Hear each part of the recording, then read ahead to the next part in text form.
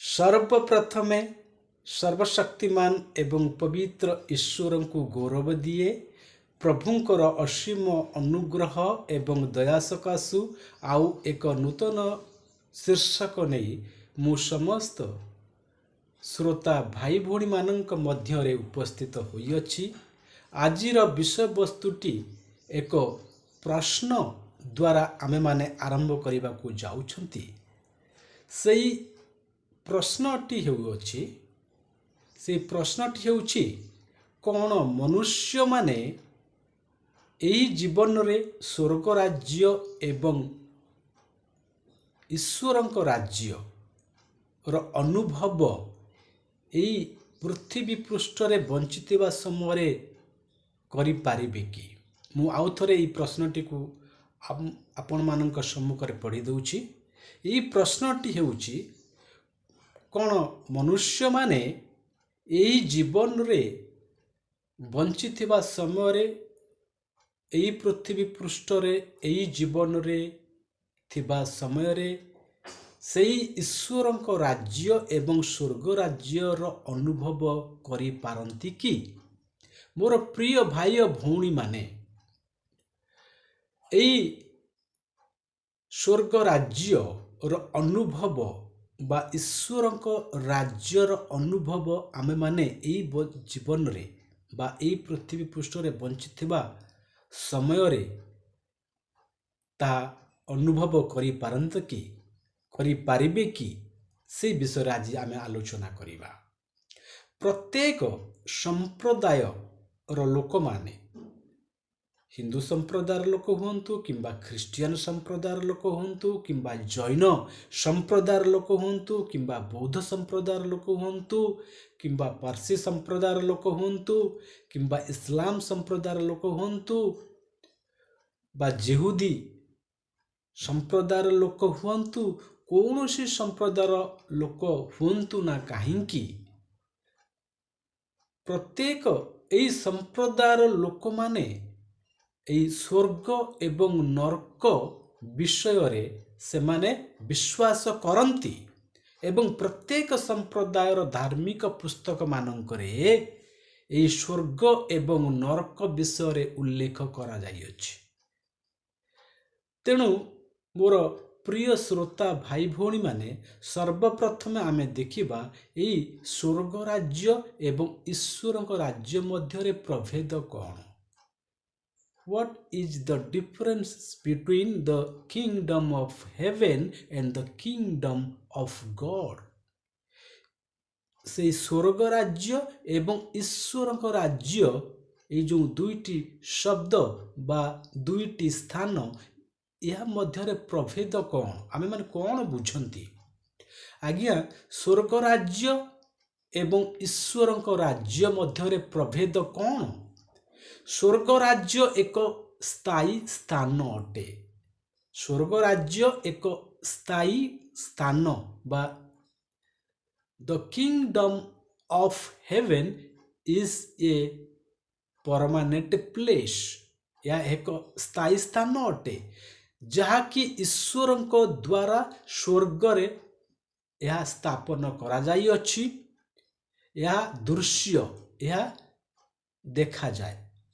ଯେତେବେଳେ ଆମେ ଏହି ପୃଥିବୀ ପୃଷ୍ଠକୁ ଛାଡ଼ି ଏହି ମୂର୍ତ୍ତି ଦ୍ୱାରା ଆମେ ଏଠୁ ପ୍ରସ୍ଥାନ କରିବା ଆଉ ସ୍ୱର୍ଗରେ ପ୍ରବେଶ କରିବା, ସେହି ସମୟରେ ଆମେ ଏହାକୁ ଦେଖିପାରିବା। ଏହା ହେଉଛି ଦୃଶ୍ୟ।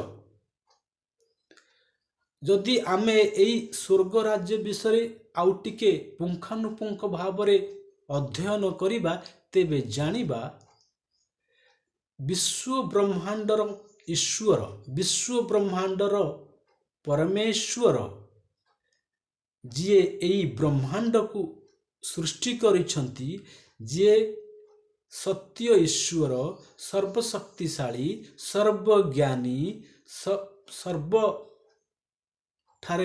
ବା ସବୁଠି ବିଦ୍ୟମାନ ହେବା ଈଶ୍ୱର, ସେ ଆକାଶମଣ୍ଡଳକୁ ନିର୍ମାଣ କଲେ, ସ୍ୱର୍ଗକୁ ନିର୍ମାଣ କଲେ। ତେଣୁ ସର୍ବପ୍ରଥମ ସେ ସ୍ୱର୍ଗକୁ ନିର୍ମାଣ କଲେ, ତାପରେ ଆକାଶମଣ୍ଡଳ, ତାପରେ ଆକାଶମଣ୍ଡଳ ସ୍ଥିତ ସମସ୍ତ ନକ୍ଷତ୍ର ସୂର୍ଯ୍ୟ ଚନ୍ଦ୍ରକୁ ନିର୍ମାଣ କଲେ, ପୃଥିବୀକୁ ନିର୍ମାଣ କଲେ, ପୃଥିବୀର ସମସ୍ତ ଜୀବଜନ୍ତୁଙ୍କ ବୃକ୍ଷଲତାକୁ ନିର୍ମାଣ କଲେ, ସମୁଦ୍ରକୁ ନିର୍ମାଣ କଲେ, ସମୁଦ୍ରରେ ସମସ୍ତ ପ୍ରାଣୀ ଜଗତ ଜୀବଜଗତକୁ ନିର୍ମାଣ କଲେ, ପକ୍ଷୀମାନଙ୍କୁ ନିର୍ମାଣ କଲେ, ସୃଷ୍ଟି କଲେ।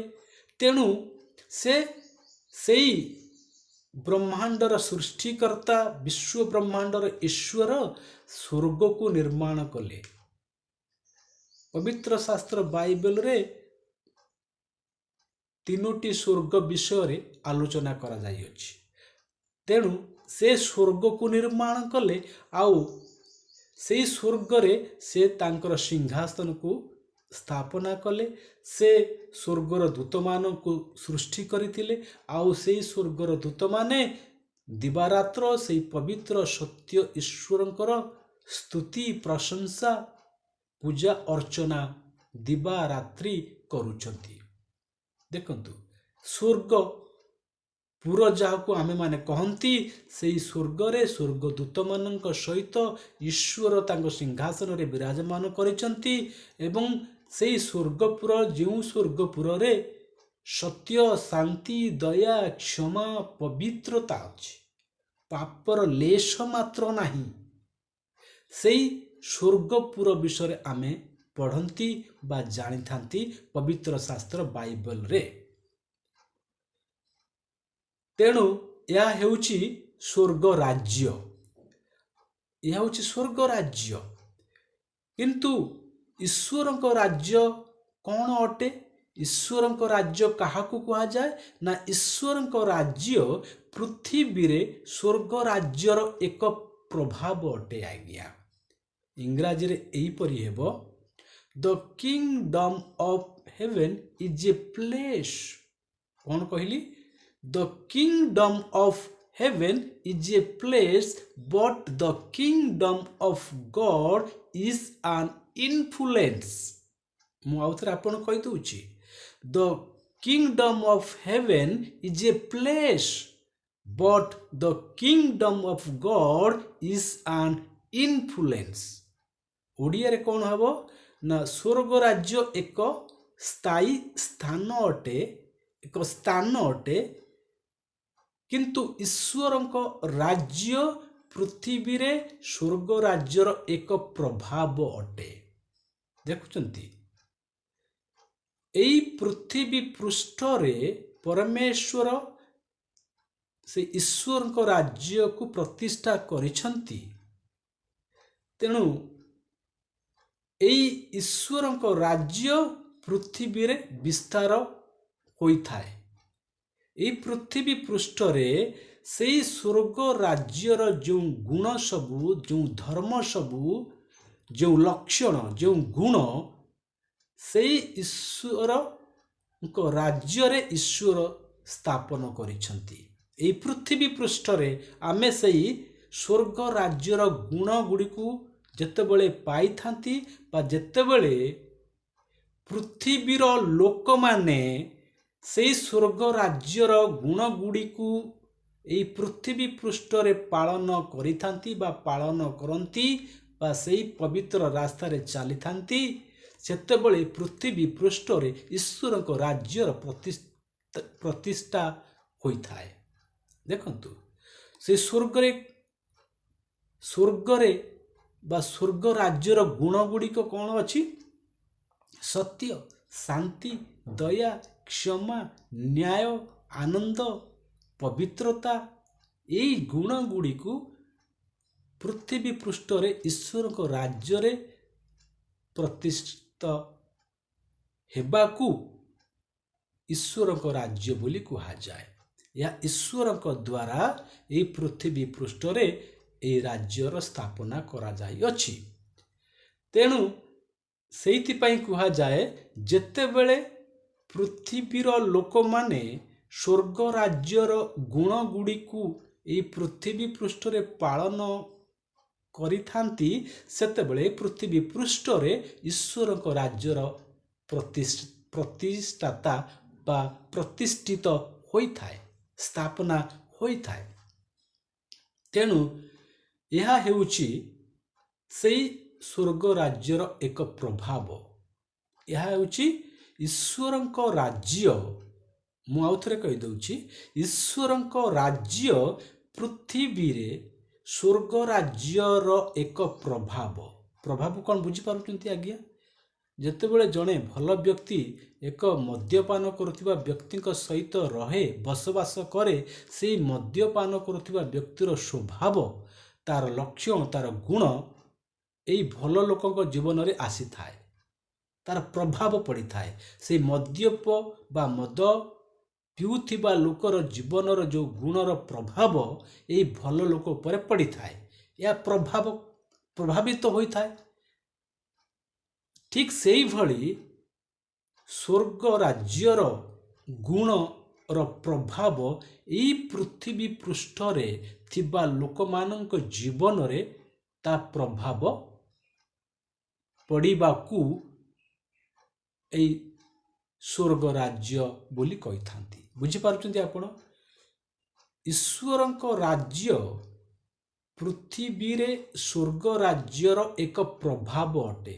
ସ୍ୱର୍ଗ ରାଜ୍ୟ ଯେଉଁ ସ୍ୱର୍ଗରେ ସ୍ଥାପନା କରାଯାଇଛି, ସେଇ ସ୍ୱର୍ଗ ରାଜ୍ୟର ଗୁଣ ଗୁଡ଼ିକର ପ୍ରଭାବ ଏଇ ପୃଥିବୀରେ ଥିବା ମନୁଷ୍ୟମାନଙ୍କ ଜୀବନରେ ଯେତେବେଳେ ପ୍ରଭାବ ପଡ଼ିଥାଏ ବା ଗୁଣ ଗୁଡ଼ିକ ଯେତେବେଳେ ମନୁଷ୍ୟମାନେ ନିଜ ଜୀବନରେ ଦେଖା ଦେଇଥାଏ, ସେତେବେଳେ ଈଶ୍ୱରଙ୍କ ରାଜ୍ୟ ଏଠାରେ ସ୍ଥାପନା ହୋଇଥାଏ। ବୁଝିପାରୁଛନ୍ତି ଆଜ୍ଞା? ତେଣୁ ସେଇ ସ୍ୱର୍ଗରେ ଯେଉଁ ଦୟା, କ୍ଷମା, ପ୍ରେମ, ଆନନ୍ଦ, ପବିତ୍ରତା, ଏଇ ଗୁଣ ଗୁଡ଼ିକ ସ୍ୱର୍ଗରେ ବିରାଜମାନ କରିଥାଏ ଆଜ୍ଞା। ସେ ସ୍ୱର୍ଗପୁରରେ, ସେଇ ସ୍ୱର୍ଗ ରାଜ୍ୟରେ ଅଶାନ୍ତି ନାହିଁ ଆଜ୍ଞା, ଯୁଦ୍ଧ ନାହିଁ, ଲଢ଼ାଇ ନାହିଁ, ହତ୍ୟା ନାହିଁ, ଚୋରି ନାହିଁ, ଲୁଣ୍ଠନ ନାହିଁ, ବ୍ୟଭିଚାର ନାହିଁ, ମୂର୍ତ୍ତି ପୂଜା ନାହିଁ ଆଜ୍ଞା। ସେଠି କ'ଣ ଅଛି? ଅଛି କେବଳ ଦୟା, କ୍ଷମା, ନ୍ୟାୟ, ସତ୍ୟ, ନିଷ୍ପାପ, ନିଷ୍କଳଙ୍କ, କଳଙ୍କ ନାହିଁ ଆଜ୍ଞା, କପଟତା ନାହିଁ ଆଜ୍ଞା, ହତ୍ୟା ନାହିଁ ଆଜ୍ଞା, ସ୍ୱାର୍ଥପରତା ନାହିଁ ଆଜ୍ଞା, ଅପବିତ୍ରତା ନାହିଁ ଆଜ୍ଞା। ସେଠି ଅଛି ଖାଲି ମୃଦୁଶୀଳତା, ଅଛି ବାଧ୍ୟ ଜୀବନ, ଦୟା, ପବିତ୍ରତା, କ୍ଷମା, ନିଃସ୍ୱାର୍ଥପରତା, ଈର୍ଷା ନାହିଁ ସେଠି ଆଜ୍ଞା। ସେଇ ସ୍ୱର୍ଗର ଗୁଣ ଗୁଡ଼ିକୁ ଯେତେବେଳେ ପୃଥିବୀ ପୃଷ୍ଠରେ ଲୋକମାନେ ନିଜ ଜୀବନରେ ପାଳନ କରିଥାନ୍ତି, ସେତେବେଳେ ଆମେ କହିଥାନ୍ତି ଏହା ହେଉଛି ଈଶ୍ୱରଙ୍କ ରାଜ୍ୟ। ତେଣୁ ଯେତେବେଳେ ଈଶ୍ୱର ସ୍ୱର୍ଗରେ ସେଇ ସ୍ୱର୍ଗ ରାଜ୍ୟର ପ୍ରତିଷ୍ଠା କଲେ, ସେତେବେଳେ ତାଙ୍କ ହସ୍ତ ଦ୍ୱାରା ନିର୍ମିତ ମନୁଷ୍ୟମାନେ ଯେତେବେଳେ ପୃଥିବୀ ପୃଷ୍ଠରେ ସେ ତାଙ୍କୁ ରଖିଲେ, ସେଇ ମନୁଷ୍ୟମାନଙ୍କ ମଧ୍ୟରେ ମଧ୍ୟ ସେଇ ସ୍ୱର୍ଗ ରାଜ୍ୟର ଗୁଣ ଗୁଡ଼ିକୁ ପ୍ରତିଷ୍ଠା କରି ବା ସେଇ ଗୁଣ ଗୁଡ଼ିକୁ ମଣିଷ ଜୀବନରେ ଦେଖା ଦେଉ ବୋଲି ଈଶ୍ୱରଙ୍କର ଇଚ୍ଛା ଥିଲା। ସେ ଯେତେବେଳେ ମନୁଷ୍ୟମାନେ ସେ ସ୍ୱର୍ଗ ରାଜ୍ୟର ଗୁଣ ଗୁଡ଼ିକୁ ତାଙ୍କ ମନୁଷ୍ୟଙ୍କ ଜୀବନରେ ଦେଖିବାକୁ ମିଳିଥାଏ, ତାହା ସେଇ ଈଶ୍ୱରଙ୍କ ରାଜ୍ୟର ପ୍ରତିଷ୍ଠା ବା ସ୍ଥାପନାର ଆନନ୍ଦ ଈଶ୍ୱର ନିଜେ କରିଥାନ୍ତି। ବା ଈଶ୍ୱର ସେଇ ସ୍ୱର୍ଗ ରାଜ୍ୟର ସ୍ଥାପନା ଏ ପୃଥିବୀ ପୃଷ୍ଠରେ ତାଙ୍କ ରାଜ୍ୟ, ଈଶ୍ୱରଙ୍କ ରାଜ୍ୟ ରୂପେ ପ୍ରତିଷ୍ଠା ସ୍ଥାପନା କରିବା ପାଇଁ ଈଶ୍ୱର ଇଚ୍ଛା କରିଥିଲେ ଏବଂ ତା କରିଥିଲେ। ବୁଝିପାରୁଛନ୍ତି? ତେଣୁ ମୋର ପ୍ରିୟ ଭାଇ ଭଉଣୀମାନେ, ଈଶ୍ୱରଙ୍କ ରାଜ୍ୟ ଏବଂ ସ୍ୱର୍ଗ ରାଜ୍ୟ ମଧ୍ୟରେ ଭିନ୍ନତା ନାହିଁ। ସ୍ୱର୍ଗ ରାଜ୍ୟ ସ୍ୱର୍ଗରେ ଈଶ୍ୱରଙ୍କ ଦ୍ୱାରା ସ୍ଥାପନା କରାଯାଇଛି, ଆଉ ଈଶ୍ୱରଙ୍କ ରାଜ୍ୟ କହିଲେ ପୃଥିବୀରେ ସ୍ୱର୍ଗ ରାଜ୍ୟର ଏକ ପ୍ରଭାବ। ଦେଖନ୍ତୁ, ମୁଁ ଆପଣମାନଙ୍କୁ ପବିତ୍ର ଶାସ୍ତ୍ର ବାଇବଲରେ ଏକ ବିଷୟ ଆପଣମାନଙ୍କ ନିକଟରେ ରଖିବାକୁ ଚାହୁଁଛି। ଥରେ ପ୍ରଭୁ ଯୀଶୁଖ୍ରୀଷ୍ଟଙ୍କୁ ଫାରୁସି ଲୋକମାନେ ଏକ ପ୍ରଶ୍ନ ପଚାରିଲେ। କ'ଣ ସେ ପ୍ରଶ୍ନ? ନା ଈଶ୍ୱରଙ୍କ ରାଜ୍ୟ କେବେ ଆସୁଅଛି? ଈଶ୍ୱରଙ୍କ ରାଜ୍ୟ କେବେ ଆସୁଅଛି ବୋଲି ଏହି ପ୍ରଶ୍ନଟି ପ୍ରଭୁ ଯୀଶୁ ଖ୍ରୀଷ୍ଟଙ୍କୁ ଫାରୁସି ଲୋକମାନେ ପଚାରିଲେ। ଯୀଶୁ ତାଙ୍କୁ ଉତ୍ତରରେ କହିଲେ, ଈଶ୍ୱରଙ୍କ ରାଜ୍ୟ ଦୃଶ୍ୟ ଭାବରେ ଆସେ ନାହିଁ, କିମ୍ବା ଦେଖ ଏଠାରେ ବା ସେଠାରେ ବୋଲି ଲୋକେ କହିବେ ନାହିଁ। କାରଣ ଦେଖ, ଈଶ୍ୱରଙ୍କ ରାଜ୍ୟ ତୁମମାନଙ୍କ ମଧ୍ୟରେ ଅଛି। ଏହି ଈଶ୍ୱରଙ୍କ ରାଜ୍ୟ କେଉଁଠି ଅଛି ଏବଂ କେବେ ଆସିବ ବୋଲି ଫାରୁସୀମାନେ ଯୀଶୁଖ୍ରୀଷ୍ଟଙ୍କୁ ପଚାରୁଛନ୍ତି। ପ୍ରଭୁ ଯୀଶୁଖ୍ରୀଷ୍ଟ ଜବାବରେ ଉତ୍ତର ଦେବାକୁ ଯାଇ ସେ କହିଲେ, ଦେଖନ୍ତୁ, ସ୍ୱର୍ଗ ରାଜ୍ୟ ବା ଈଶ୍ୱରଙ୍କ ରାଜ୍ୟ ତୁମମାନଙ୍କ ମଧ୍ୟରେ ଅଛି। The kingdom of God is within you. ଈଶ୍ୱରଙ୍କ ରାଜ୍ୟ ଆମମାନଙ୍କ ମଧ୍ୟରେ ଅଛି। ତେଣୁ ମୋର ପ୍ରିୟ ଶ୍ରୋତା ଭାଇ ଓ ଭଉଣୀମାନେ, ପ୍ରିୟ ଶ୍ରୋତା ମଣ୍ଡଳୀ, ଈଶ୍ୱରଙ୍କ ରାଜ୍ୟ ଆମ୍ଭମାନଙ୍କ ମଧ୍ୟରେ ଅଛି, ମୋ ଠାରେ ଅଛି, ଆପଣମାନଙ୍କ ଠାରେ ଅଛି, ପ୍ରତ୍ୟେକ ମନୁଷ୍ୟମାନଙ୍କ ମଧ୍ୟରେ ଅଛି। ଅର୍ଥାତ୍ ଆମ୍ଭେମାନେ ସମସ୍ତେ ସେହି ଈଶ୍ୱରଙ୍କ ରାଜ୍ୟ ଅଟନ୍ତି। ମୁଁ ସେହି ଈଶ୍ୱରଙ୍କ ରାଜ୍ୟ ଅଟେ। ଆପଣମାନେ ପ୍ରତ୍ୟେକ ମନୁଷ୍ୟ ସେହି ଈଶ୍ୱରଙ୍କ ରାଜ୍ୟ ଅଟନ୍ତି। ସେହି ଈଶ୍ୱରଙ୍କ ରାଜ୍ୟ ପୃଥିବୀରେ ସ୍ୱର୍ଗ ରାଜ୍ୟର ଏକ ପ୍ରଭାବ ଅଟେ। ଈଶ୍ୱରଙ୍କ ରାଜ୍ୟ କିଏ? ଆପଣ ଅଟନ୍ତି, ମୁଁ ନିଜେ ଅଟେ, ଆପଣମାନେ ଅଟନ୍ତି, ଆମେ ସମସ୍ତେ ବା ପ୍ରତ୍ୟେକ ମନୁଷ୍ୟ ଜଣେ ଜଣେ ସେହି ସ୍ୱର୍ଗ ରାଜ୍ୟ ଅଟନ୍ତି। ପ୍ରତ୍ୟେକ ମନୁଷ୍ୟ ଈଶ୍ୱରଙ୍କର ରାଜ୍ୟ ଅଟନ୍ତି। ତେଣୁ ଈଶ୍ୱରଙ୍କ ରାଜ୍ୟର ଅର୍ଥ କ'ଣ? ନା ଈଶ୍ୱରଙ୍କ ରାଜ୍ୟ ପୃଥିବୀରେ ସ୍ୱର୍ଗ ରାଜ୍ୟର ଏକ ପ୍ରଭାବ ଅଟେ। ବହୁତ ଲୋକ କହନ୍ତି ଆମେ ସ୍ୱର୍ଗ ରାଜ୍ୟ ଦେଖିନାହୁଁ। ମୁଁ ତ ବହୁତ ଲୋକଙ୍କ ଠାରୁ ଶୁଣିଛି ବା ସେମାନଙ୍କର ମତ କି ଆମେମାନେ ସ୍ୱର୍ଗ ରାଜ୍ୟ ଦେଖିନାହୁଁ ବା ଈଶ୍ୱରଙ୍କ ରାଜ୍ୟ କେଉଁଠି ଅଛି ଆମେ ଜାଣୁନା। ତେଣୁ ସେମାନେ ବିଶ୍ୱାସ କରନ୍ତି ମରିଗଲା ପରେ ଯାଇ ସ୍ୱର୍ଗ ରାଜ୍ୟ ସେମାନେ ଯାଇପାରିବେ। ସେମାନେ ଭାବିଥାନ୍ତି ଏଭଳି, ମରିଗଲା ପରେ ମନୁଷ୍ୟ ସ୍ୱର୍ଗ ରାଜ୍ୟ ଯିବ। ପୁଣି ସେମାନେ ବିଶ୍ୱାସ କରିଥାନ୍ତି କି ମୁକ୍ତି, ଯାହାକୁ ଆମେ ମୋକ୍ଷ ବୋଲି କହନ୍ତି, ମରିଗଲା ପରେ ଯାଇକି ମୁକ୍ତି ମିଳିବ ବା ମୋକ୍ଷ ମିଳିବ। ଦୁଇଟି ବିଷୟ ମୁଁ ଆପଣଙ୍କୁ କହୁଛି। ଏହି ସମାଜରେ ବହୁତ ଲୋକ ଏମିତି ଭାବିଥାନ୍ତି, ତାଙ୍କର ଧାରଣା ଥାଏ କି ଏଇ ଜୀବନରେ, ଏଇ ପୃଥିବୀ ପୃଷ୍ଠରେ ଯେତେବେଳେ ଆମେ ବଞ୍ଚି ଅଛନ୍ତି, ଏଇ ଜୀବନରେ ଆମେ ସ୍ୱର୍ଗ ରାଜ୍ୟର ଅନୁଭବ କରିପାରିବା ନାହିଁ ବା କେବେ ସ୍ୱର୍ଗ ରାଜ୍ୟର ଅନୁଭବ କରିପାରିବା ନାହିଁ। ମରିଗଲା ପରେ ଯାଇକି ଆମେ ସ୍ୱର୍ଗ ଯିବା, ସେମାନଙ୍କର ଧାରଣା ଥାଏ। ମରିଗଲା ପରେ ଆମେ ସ୍ୱର୍ଗ ଯିବା, ଆଉ ମରିଗଲା ପରେ ଆମେ ମୁକ୍ତି ପାଇବା, ମୋକ୍ଷ ପାଇବା। ମୋର ପ୍ରିୟ ଶ୍ରୋତା ଭାଇ ଭଉଣୀମାନେ, ଏହି ଧାରଣା ଯୁକ୍ତିଯୁକ୍ତ ନୁହଁ, ଏ ଧାରଣା ସତ୍ୟ ନୁହେଁ, ଏହା ଠିକ୍ ଧାରଣା ନୁହେଁ।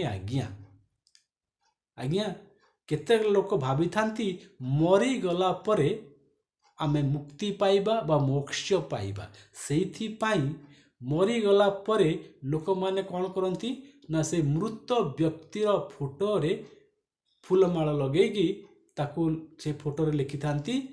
କ'ଣ ଲେଖିଥାନ୍ତି ନା ସ୍ୱର୍ଗବାସୀ, ଯେମିତି ମୋ ପିତାଙ୍କର ନାମ ସନାତନ ଜେନା, ସେ ଫଟୋ ମରିଗଲେ ଫଟୋରେ ଲେଖିଦେବେ ସ୍ୱର୍ଗୀୟ ସନାତନ ଜେନା, ସ୍ୱର୍ଗୀୟ ସନାତନ ଜେନା, କିମ୍ବା ସ୍ୱର୍ଗୀୟ ମୋ ମାଙ୍କ ନାମ ସୁଖଲତା ଜେନା,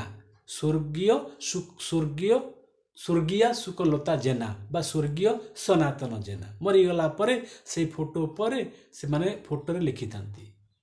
ଆଜ୍ଞା ଏହା ଉଚିତ ଧାରଣା ନୁହଁ, ଠିକ୍ ଧାରଣା ନୁହେଁ।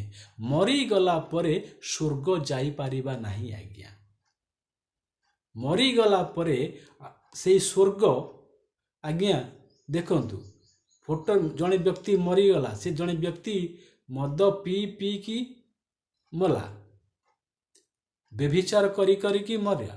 ବଞ୍ଚିଥିବା ସମୟରେ ଯେତେ ଖରାପ କାମ କରିବା କଥା, ଅନ୍ୟାୟ କରିବା କଥା, ଅସତ୍ୟ କାମ କରିବା କଥା, ମଦ ପିଇକି ଏଣେ ସେ ଲୋକଟି ମଲା, କିନ୍ତୁ ଲେଖାଯାଉଛି ସ୍ୱର୍ଗୀୟ ସନାତନ ଜେନା ବା ସ୍ୱର୍ଗୀୟ ଅମକ ଜେନା, ସ୍ୱର୍ଗୀୟ ସୁଖଲତା ଜେନା।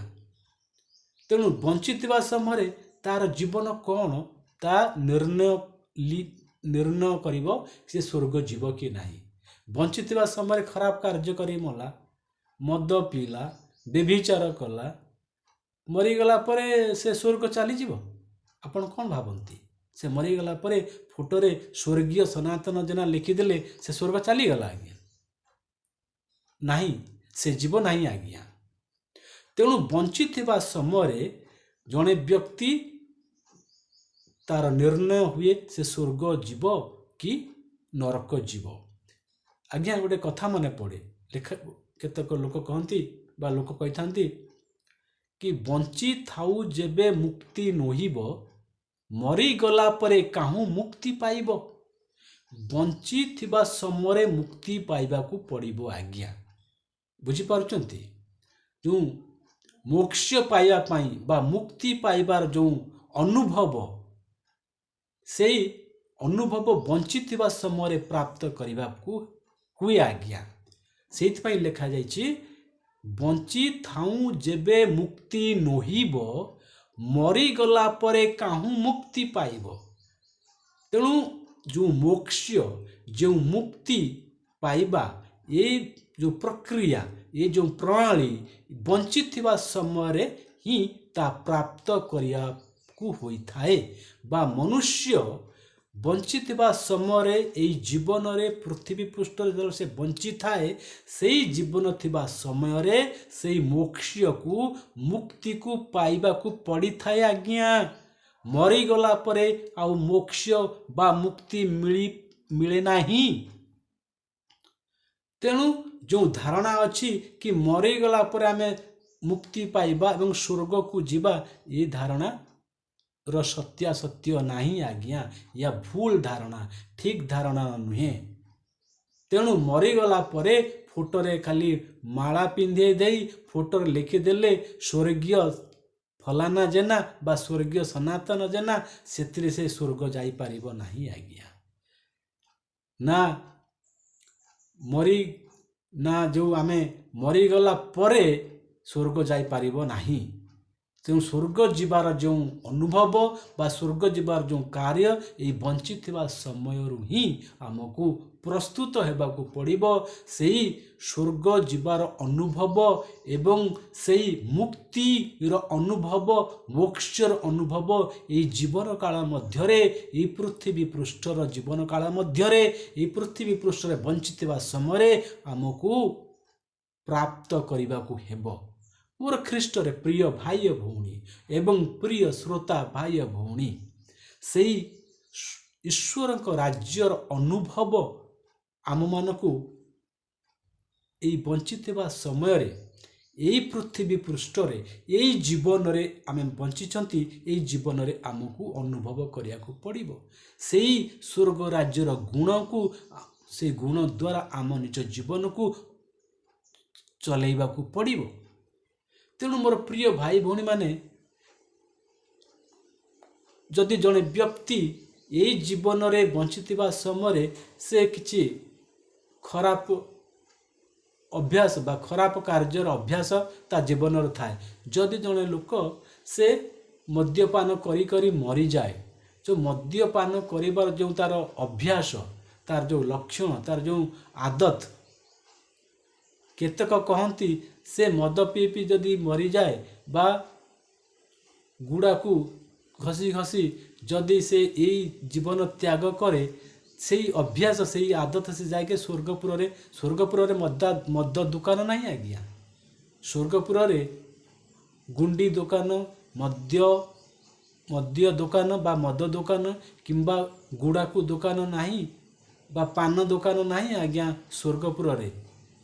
ତେଣୁ ସ୍ୱର୍ଗପୁର ମର୍ତ୍ତ୍ୟରେ ଏ ଜୀବନରେ ସେ ପାନ ଖାଇ ମଲେ मरीगला परे से तार अभ्यास रही से स्वर्ग गले मत स्वर्ग खोज कौटी पान दुकान अच्छी कि बुझिपार मो कहबार अर्थ हो तेणु से समस्त आदत से समस्त आमर जो रही स्वभाव जो गुण से गुण गुड़िक नहीं आमे स्वर्ग जापर ना तेबे केमिति से फोटोरे लिखिदेले कि स्वर्गीय सनातन जेना बोली मो बापा नाम उदाहरण दूची स्वर्गीय सनातन जेना बोली फोटोरे केमिति आमे लिखिदेले से मद्य पान खाई खाई मद्यपान करी करी व्यभिचार करी करी जदि जड़े व्यक्ति मृत्यु मुखरे पड़े बा मरी जाए आ मरीगला परे आमे कौन भाभी आमे से फोटो लिखिदेले स्वर्गीय सनातन जेना से कौन सतरे स्वर्ग चलीज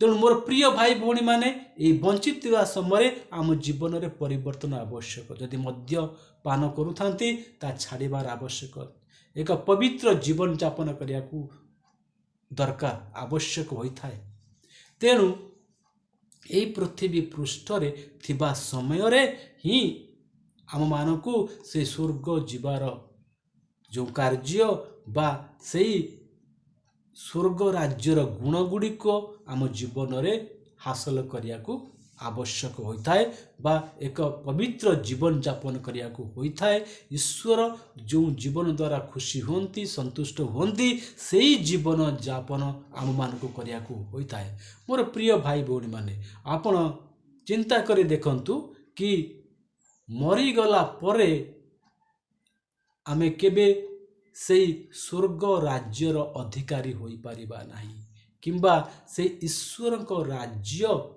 अनुभव आमे तेबे करिबा जेबे बंचितिबा समय से ईश्वर को राज्यर अनुभव आउ से मुक्तिर अनुभव स्वर्ग जीवार अनुभव यही जगत रे यही जीवन रे आम मानकु करिबा को हेबा आवश्यक बा प्राप्ति हेबाकु आवश्यक तेणु मोर प्रिय भाई और भौणी माने यही जीवन रे जो जीवन रे आमे बंचिछंती यही जीवन काल मध्य रे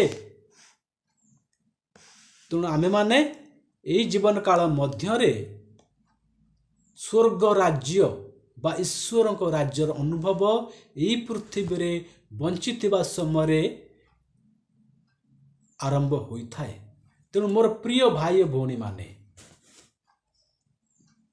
मु आपण मानक कहू चाहे तो स्वर्ग राज्य अनुभव बा ईश्वर को राज्यर अनुभव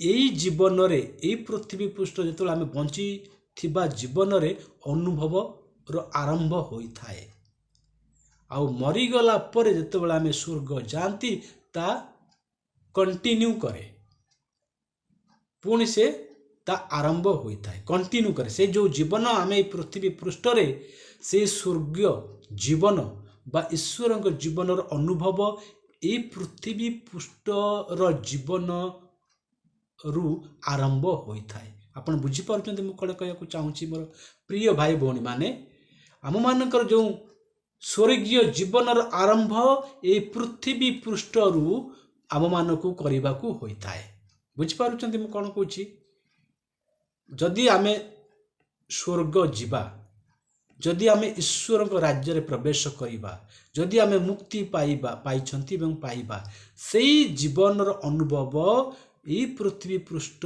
रे आमे बंचितबा समय जीवन रे आरंभ होइथाए एवं ताहा आमे मृत्यु परे स्वर्ग रे ता कंटिन्यू करे ता पुणी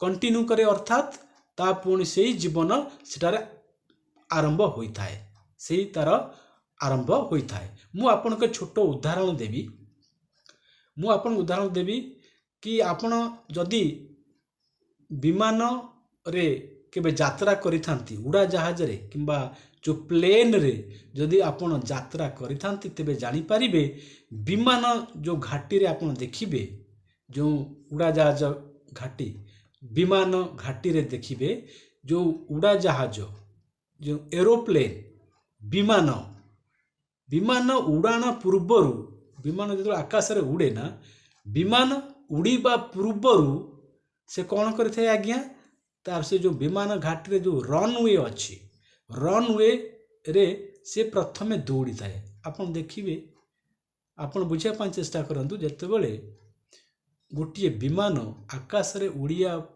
पूर्वरु से विमान घाटी रे तार जो रनवे अच्छी आज्ञा विमान उड़ाजाहाज बा एरोप्लेन उड़ीबा पूर्वरु से तार रनवे रे द्रुत गति से आगे चली थाए। यही रनवे रे द्रुत गति चलवा द्वारा ऊपर को उठिबा पाई जो गतिर आवश्यक होता है से ता प्राप्त करिथाए। आपण देखिबे कौनसी विमान आकाश रे उड़ीबा पूर्वरु से रनवे रे ता निज रनवे रे द्रुत गति रे चली थाए। तार कारण कौन आज्ञा ना उठिबा पाई आकाश को उठिबा पाई जो गतिर आवश्यक होता है आज्ञा से विमान को से रनवे रे द्रुत गति रे चलवा द्वारा मिली थाए। आपण बुझी पारुचंती गोटे विमान आकाश रे उड़ीबा पाई से केमिति जो गति ताको मिली थाए केमिति पाई थाए से आकाश रे उड़ीबा पूर्वरु से तार रनवे रे द्रुत गति रे दौड़ी थाए बा द्रुत गति रे चली थाए आउ से उठिबा पाई गतिर आवश्यक होता है आज्ञा। तेणु से उठिबा पाई जो गतिर आवश्यक होता है से गति से प्राप्त करिथाए आउ से देखिबे आपण केमिति टेकअप आपण देखिबे केमिति टेकअप करे ना आकाश रे उड़िया पाई विमान स्टार्ट पूर्वरु से आगे तार जो रनवे रे दौड़े बहुत द्रुत गति रे दौड़ी दौड़ी दौड़ी पुणी सीधा से आकाश को आखिर झपक रे से उठी जाए पुणी आकाश रे से वायु रे उड़े। बुझी पारुचंती ठीक सेही भली स्वर्ग को जीवा पूर्वरु स्वर्गर अनुभव एवं आचरण आम मान को ये जगत रे करबा को होता है। बुझी पारुचंती स्वर्ग को जीवा पूर्वरु स्वर्गीय गुण गुड़िक बा स्वर्गीय गुण तार आचरण जदि आम माने यही पृथ्वी पृष्ठ रे थिबा जीवन रे ता आमे करिबा नहीं प्रैक्टिस करिबा नहीं तेबे आमे से स्वर्ग को गले से आचरण केमिति आमे करि परिबा आज्ञा आमे एठी मद्यपान करी करी गंजेई खाई खाई व्यभिचार करी करी मरले ये जो आदत को लेकिन आमे स्वर्गपुर को जीवा ना आज्ञा सेठी आमे खोजिबा कोटी मेनका अच्छी कोटी उर्वशी अच्छी अप्सर मान अच्छी बुझी पारुचंती आज्ञा से स्वर्ग नुहे जो स्वर्ग रे रंभा मेनका उर्वशी जेभली अप्सरा मान नाचुथिबे केते अंग भंगी रे नाचुथिबे केते शरीर रो अंग भंगी करके नाचु से स्वर्ग नुहे आज्ञा से पवित्र स्वर्ग सेठी मद दुकान नहीं आज्ञा आपण मद सेठी खोजिबे सेठी गुड़ाकू दुकान नहीं सेठी पान दुकान नहीं सेठी मेनका उर्वशी रंभा भली जो अप्सरा मान नाचुचंती सेठी जाई आपण व्यभिचार करि पारिबे नहीं आज्ञा बुझी पारुचंती। तेणु स्वर्ग को जीवा पूर्वरु स्वर्गर जो गुण जो आचरण जो अनुभव आम मान को यही पृथ्वी पृष्ठ रे से पवित्र आचरण पवित्र अनुभव रो उपलब्धि करिवार अच्छी आज्ञा से प्रैक्टिस करिवार अच्छी आज्ञा से गुण गुड़ी को निज जीवन रे प्रैक्टिस करिवार शिखिबार आवश्यक अच्छी आज्ञा तेबे जाई आमे से स्वर्गपुर को गले से मरीगला परे यही जगत रे जो बंचिथिबा जीवन रे से स्वर्गीय गुण गुड़ी को नहीं कि आमे से स्वर्गपुर को जीवा। बुझी पारुचंती आमर एटी खराब आदत एटी जो गुंडिखिया प्रकृति एटी गाली देवार प्रकृति झगड़ा लड़ाई हत्या करिवार जो आमर प्रकृति आचरण, गाली देवार आचरण, मद पीबार आचरण, यही आचरण को लेकिन आम स्वर्ग को जापर नहीं आज्ञा। तेणु यही पृथ्वी पृष्ठ आमको मुक्ति पाइबार अच्छी, यही पृथ्वी पृष्ठ आम जीवन बदलिबार अच्छी, पवित्र जीवन प्राप्त करिवार अच्छी, से मुक्ति को पाइबार अच्छी, से मोक्ष को पाइबार अच्छी।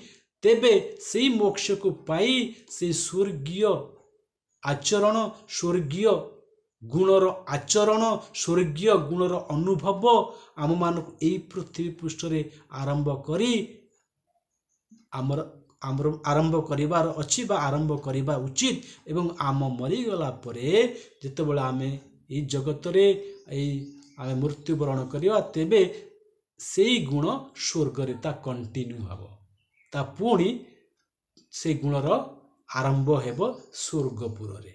देखंतु मोर प्रिय भाई भौणी माने, तेणु मने रखंतु जो आमर धारणा अच्छी कि मरीगला परे आमे मुक्ति पाइबा बा मरीगला परे आमे मोक्ष पाइबा, मरीगला परे आम स्वर्ग राज्य बा ईश्वर को राज्यर प्रवेश करिबा, ये धारणा रो आरंभ, ये धारणा जुक्तियुक्त नुह।